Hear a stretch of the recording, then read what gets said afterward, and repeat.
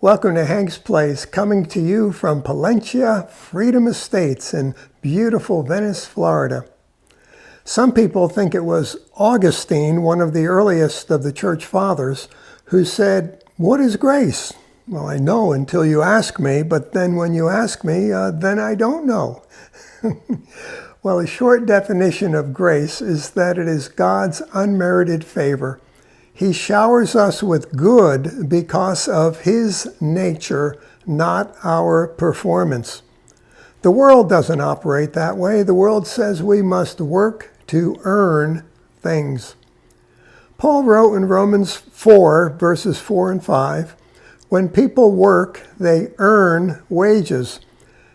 The wages can't be considered a free gift because they earned them. But no one earns God's righteousness. It can only be transferred when we no longer rely on our own works, but believe in the one who powerfully declares the ungodly to be righteous in His eyes. It is faith that transfers God's righteousness into our account. That's the Passion Translation. These verses are powerful. They say that grace stands opposite to the principle of works. Grace has to do with receiving the free gift of God. Works has to do with earning our standing before God.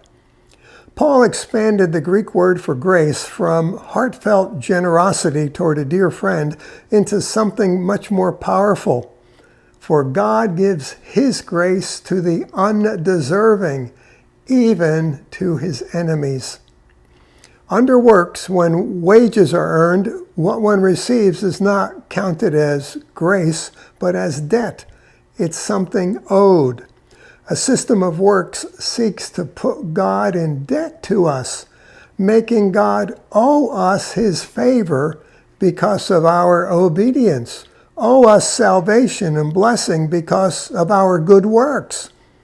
Under grace, it's completely different. Salvation and blessing are not received by works, but are freely given to the one who believes on Him who justifies the ungodly. The ungodly, like you and me, by faith, like Abraham. Because of what Jesus did at Calvary, God can justify the ungodly. We are justified despite our ungodliness. So thank God for our Savior, Jesus. Our faith in Him is accounted for righteousness. Now, the people of the Old Testament were not saved by keeping the law, for no one could keep the law. Everyone who has ever been saved has been saved by grace through faith. Under the Old Covenant, people tried their best to keep the law, but had to rely upon that Day of Atonement by faith that God would cover their sins that day for another year. So today, stop thinking that you can earn God's salvation or favor. The principles of works and grace stand in opposition to each other. As systems, works is about earning and deserving. Grace is about believing and receiving. Today, believe and receive God's favor, my friend. You'll come alive.